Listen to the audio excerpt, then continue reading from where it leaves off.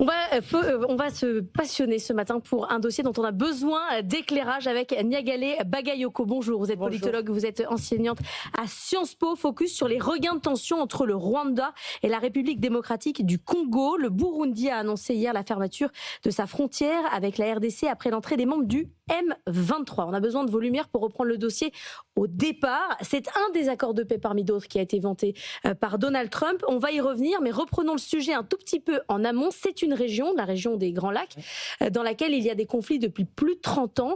Est-ce que c'est uniquement une question de matières premières, de métaux? Est-ce que vous pouvez nous expliquer l'origine des conflits? Alors non, ce n'est pas seulement une question d'accès à des ressources naturelles, c'est une question qui a pour origine le génocide qui s'est produit au Rwanda en 1994, à l'issue duquel un certain nombre d'anciens génocidaires hutus qui avaient causé la mort de 800 000 à 1 million de Tutsis ont fui pour s'installer dans l'est de la République du Congo. Démocratique du Congo.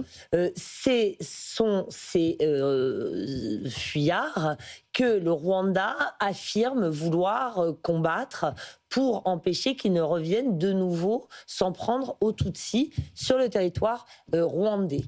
Ça, c'est l'une des explications. Une autre explication, c'est la présence également de communautés rwandophones d'origine sur le territoire de la RDC, dans les deux Kivu notamment, ce qui explique que le Rwanda se prévaut d'une sorte de grand Rwanda, comme on le voit ailleurs, en expliquant que l'ancien royaume Nyanza était situé dans ces espaces-là.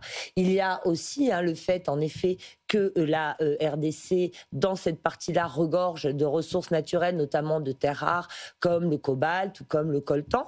Et enfin, une autre dimension, c'est la dimension politique intérieure, parce que le fameux mouvement qui est en cause, qui s'appelle le M23, est allié, est inclus désormais dans une coalition politique qui s'appelle l'Alliance du fleuve Congo, qui souhaite prendre le pouvoir désormais à Kinshasa et qui semble très proche de l'ancien président Joseph Kabila, désormais en fuite. Mais c'est une sorte de milice armée, c'est le M23? Alors le M23, oui, c'est un mouvement armé, lourdement armé. On est bien au-delà du caractère milicien. D'accord. Il y a des miliciens également, mais qui sont déployés aux côtés de l'armée congolaise, qui s'appelle les Wazalando. Ce sont des civils, effectivement, qui appuient les forces armées de RDC.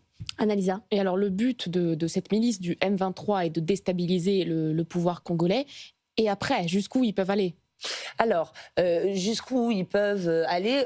Ils ne sont pas encore à Kinshasa, ils en sont extrêmement éloignés. Il faut rappeler que le Congo a une superficie absolument gigantesque, dans laquelle on peut mettre plusieurs pays européens. Donc ils ne sont pas encore aux portes du pouvoir, même s'ils ont progressé. Mais c'est plutôt la contagion vers les pays voisins, notamment vers le Burundi, qui est un allié de la RDC aujourd'hui.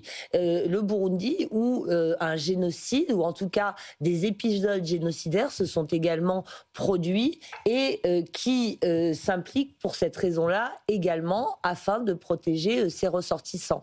L'Ouganda est également impliqué dans la crise parce que dans le nord du pays, il y a une autre type de rébellion qui est en lien avec l'État islamique. Donc on voit qu'on est bien au-delà de ce qui est proclamé comme étant avant tout un pillage par le Rwanda des ressources de l'Est de la RDC. Et alors, tout ça avec un accord de paix signé à la Maison-Blanche où tout le monde s'est tapé dans la main et Donald Trump se félicite d'un merveilleux accord.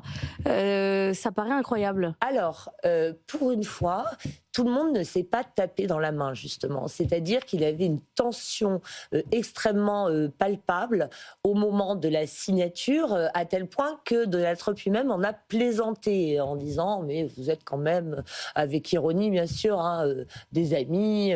Mais les deux présidents ont refusé de se serrer la main et ils ont même refusé de se regarder. Et le président Paul Kagame a notamment rappelé à de multiples reprises combien d'accords avaient précédé celui-ci, en laissant entrevoir son grand scepticisme face à la durabilité de ce nouvel accord. Mais du coup, ils signent quoi? Parce qu'en fait, ils sont pas d'accord, ils signent une fausse paix, et c'est pour faire plaisir à Donald Trump. Certains disent que c'est un marchand de faux diamants qui les a vendus à un marchand de faux dollars, en réalité.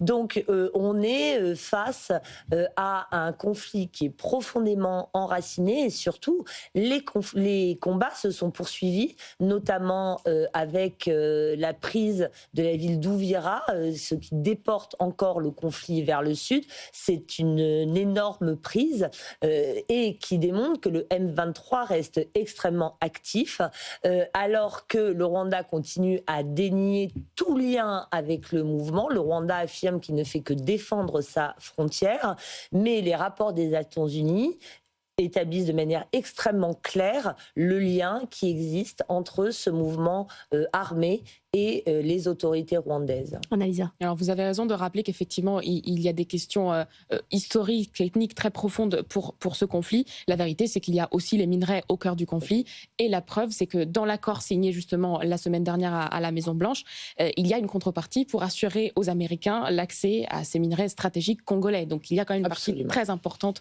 de ces ressources. Absolument. Et ce qui est intéressant, c'est que c'est le président Félix Tshisekedi qui, sur la base de ce qui se produisait en Ukraine, avec cette négociation d'un accès aux terres rares ukrainiennes, est allé prendre langue avec le président Donald Trump pour lui indiquer qu'il était prêt à céder aux Américains ces ressources stratégiques qui sont exploitées depuis un grand nombre d'années par les Chinois également. Donc il a essayé de jouer sur cette rivalité sino-américaine. Parce qu'il faut dire que le Congo, c'est un sous-sol extrêmement prolifique. 60% des réserves mondiales de coltan, minerais stratégiques pour l'électronique. Oui, on qualifie souvent la RDC de scandale géologique.